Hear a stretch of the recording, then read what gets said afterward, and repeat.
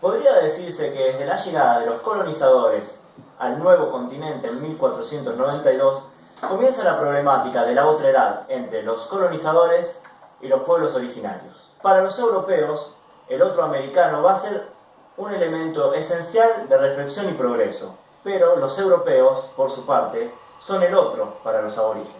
Lamentablemente, no se conoce ningún registro escrito por la gente que habitaba esta tierra. Lo único que conocemos es escritos de los colonizadores hablando de los aborígenes. Según el diario a bordo de Colón, el 13 y 14 de octubre que llegan a esta tierra, en 1492, los aborígenes los reciben con agua y provisiones. Incluso podemos ver que es tan pacífica la forma en la que los reciben que hasta los colonizadores que se quedaron a bordo del barco, los aborígenes nadaron para llevarle las provisiones. Aquí es donde vemos el primer contacto con nosotros. Por una parte, los españoles, sorprendidos por el recibimiento, y por otro, los aborígenes lo recibían con provisiones.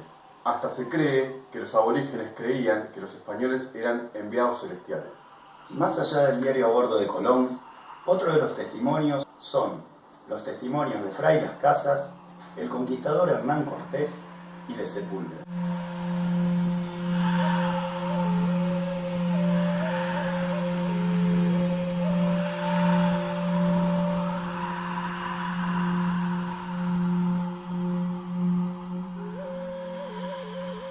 Para comenzar, vamos a citar una breve reseña histórica para explicar la visión de los conquistadores.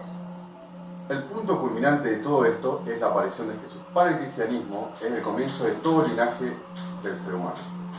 Conociendo todo esto, se encadena todo con sencillez. Jesucristo pasó su poder a San Pedro y San Pedro a los papas. El último papa en España regala las tierras americanas a los españoles y a los portugueses. Aquí es donde vemos la primera disyuntiva. Los españoles tenían regaladas las tierras a través de los papas y los pueblos originarios de estas tierras no tenían ni la menor idea de lo que estaba pasando. ¿Qué fue lo que concluyeron los españoles? Que si los aborígenes no aceptaban la soberanía de los conquistadores, deberían ser reprimidos y aniquilados. En el caso de aceptarlos, igualmente le iban a tomar como esclavos, pero de una manera un poco menos ruda. Obviamente, los aborígenes no lo aceptaron y se convirtió en una de las peores matanzas de la historia. Si alguna vez se ha aplicado con precisión a una cosa la palabra genocidio, es a esta. Porque hablamos de una disminución de la población americana de más de 70 millones de seres humanos.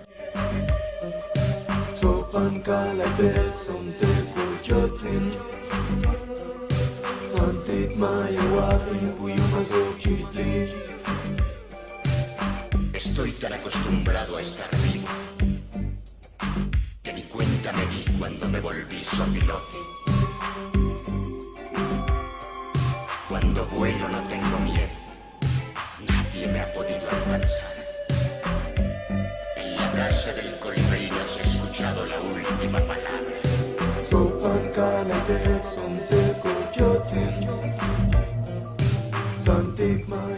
Tanto Las Casas como Cortés o como Sepúlveda tenían sus propias teorías sobre qué hacer con los aborígenes. Ninguno hablaba sobre dejarlos en paz, todos querían colonizarlos. Aristóteles dice que el esclavo es un ser intrínsecamente inferior, puesto que le falta, al menos momentáneamente, la razón. En esto se basan las tres teorías. Sepúlveda cree que el estado natural de la sociedad humana es la jerarquía, no la igualdad. Pero la única relación jerárquica que conoce es la de superioridad e inferioridad. Basa sus teorías en la política de Aristóteles, declarando un principio único: el imperio y dominio de la perfección sobre la imperfección, de la fortaleza sobre la debilidad y de la virtud excelsa sobre el vicio. Declarando también en su discurso qué es lo que piensa de los aborígenes y por qué son inferiores. El canibalismo, el sacrificio humano y el entierro de la esposa implica para él que no se le reconozca como humanos. Son semejantes, pero diferentes a la vez. Las casas, por su parte, habla de los derechos que tienen los aborígenes, tanto de su cultura como de su vida. Ahora, ¿quiénes son los que deciden qué es normal o qué es natural en materia de religión o de naturalidad? ¿No será precisamente la religión cristiana? Justamente Las Casas era un fraile. Él cree que no hay diversidad en la creación de Dios, o sea, los humanos. Él dice que no existe diferenciación en la vocación cristiana o bien en la salvación de todos aquellos, ya sean gente prudente, o sea, los colonizadores, o barbaries, que son los aborígenes. Pues la gracia de Dios es salvar a todos aquellos, por más que sean, para la redundancia, prudentes o bárbaros, ya que puede infundirles la inteligencia. ¿Puede uno querer relativamente a alguien si ignora su identidad, si ve en lugar de esa identidad a una proyección de sí o de su ideal?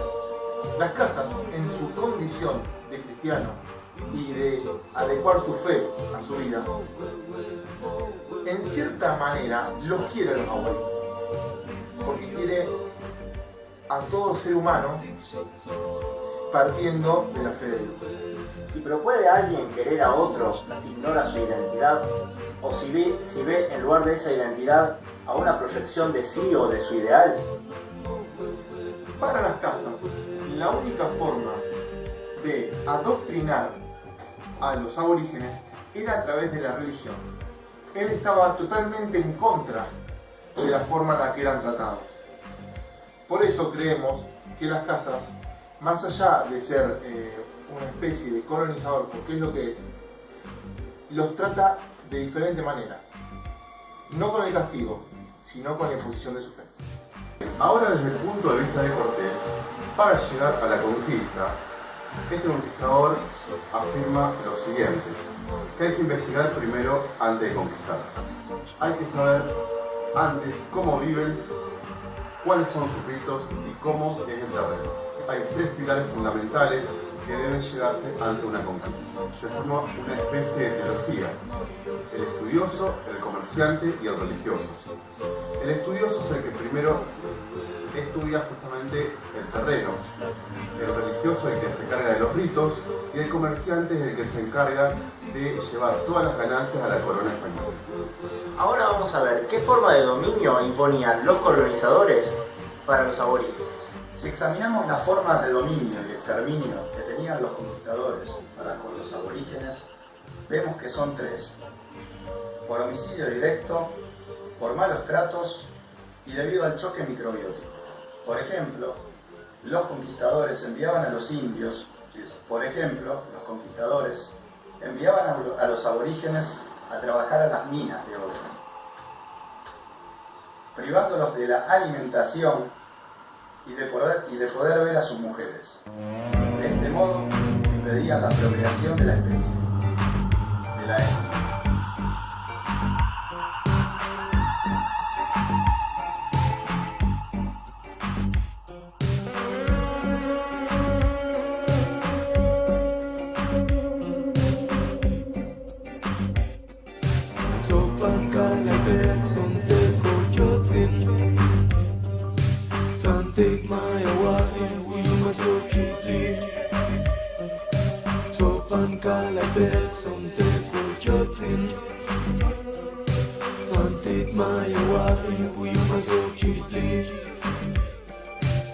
Estoy tan acostumbrado a estar vivo que ni cuenta me di cuando me volví sopilote.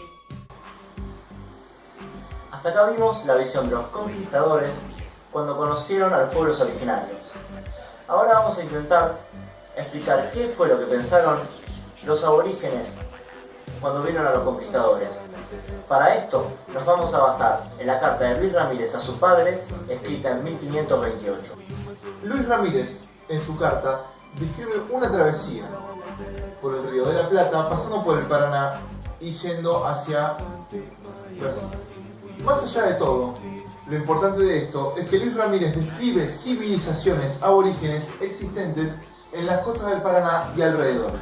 Uno de los asentamientos aborígenes que describe la carta cuenta que los oriundos de la zona eran buena gente, tanto hombres como mujeres, buenos nadadores y ligeros. Si los aborígenes toman prisionero a alguien, lo capturan, lo engordan y se lo dan a sus hijas para que se aprovechen de él. Posteriormente, cuando el capturado estaba bien gordo, llamaban a todos sus familiares y lo comían en un gran banquete. Canibalismo, tomar prisionero, o como anteriormente dijimos, enterrar a la esposa, ciertamente para los españoles eran cosas más bien retrógradas o bárbaras, como decía el fraile Las Casas. Otro de los pueblos originarios que describe Luis Ramírez son los giraldillos, que se encontraban cerca del Paraná pero tierra adentro. Lo describía como cazadores muy rápidos pero con una pequeña particularidad. Como en la zona había poca agua, estos pueblos originarios, los giraldillos, bebían la sangre de las presas que cazaban. Cazaban los venados con arco y flecha y con una cuerda atada a 2 piedras. De que estos pueblos originarios le dieron muy buena información sobre el Rey Blanco. La travesía a la cual sigue Luis Ramírez es en busca del Rey Blanco. Ciertamente creer que había un aborigen que estaba en una nube de oro y se bañaba en oro era una leyenda. Pero los conquistadores, deseosos de poder, iban a buscarlo. Justamente el capitán de la nave de Luis Ramírez, Sebastián Caboto, era uno de ellos, que incluso llegó a desafiar a la corona, quedándose en tierras americanas, siendo que la corona le pidió que volviera. Más allá de eso, en la carta, también Luis Ramírez describe 2 o 3 tribus más. Una de ellas directamente ni el nombre dice, porque como los aborígenes no quisieron cooperar ni hablar con ellos, los aniquilan totalmente. Otro de ellos también les habla del Rey Blanco. Es más, son los primeros en hablarle. Creemos que los aborígenes en sí, más allá de no saber cuáles eran las verdaderas intenciones de los colonizadores, sabían lo que querían. Sabían que eran ambiciosos. Sabían que eran fuertes. Sabían que podían perder la vida con ellos. Pero también se agarraron de su codicia, porque los aborígenes les describían historias fantásticas a los españoles. Para finalizar este video informativo, vamos a mostrarles qué es lo que aprendimos a través de nuestra investigación. Tanto los españoles como los pueblos de América no utilizaron o no aplicaron el concepto de la otredad. ¿Qué es la otredad? Según la Real Academia Española, el concepto de otredad es cómo se siente uno poniéndose en lugar del otro. Por lo cual podríamos decir que si los españoles se hubieran puesto en lugar de los aborígenes y los aborígenes en lugar de los españoles, la historia sería diferente. Pero la historia demuestra que el motor de la conquista fue la ambición y que los aborígenes solo pudieron defender lo suyo hasta perderlo todo. Sabemos que el concepto de otredad viene de la sociología, de la psicología y tal vez también de la filosofía. Cosas muy nuevas que en 1400 y 1500 no existían, pero se podría haber llegado a un fin más humanístico y no aniquilar a más de 70 millones de aborígenes. Cuando vuelo no tengo miedo, nadie me ha podido alcanzar. En la casa del colibrí no se ha escuchado la última palabra.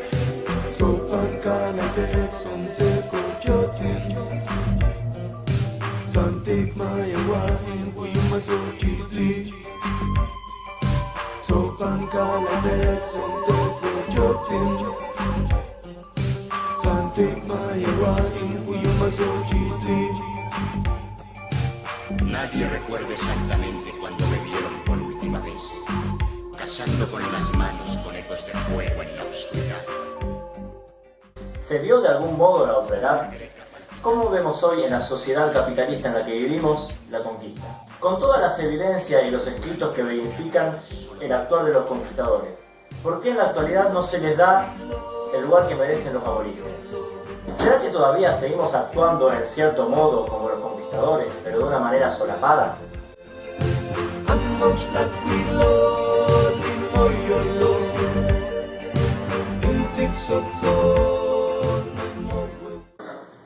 El internet lo tiene todo. Descubrí que cumplo años el mismo día que Randy Quaid. Busqué un nuevo camino a la armería y conseguí una lista de casas a las que ya no los dejaré ir a pedir dulces.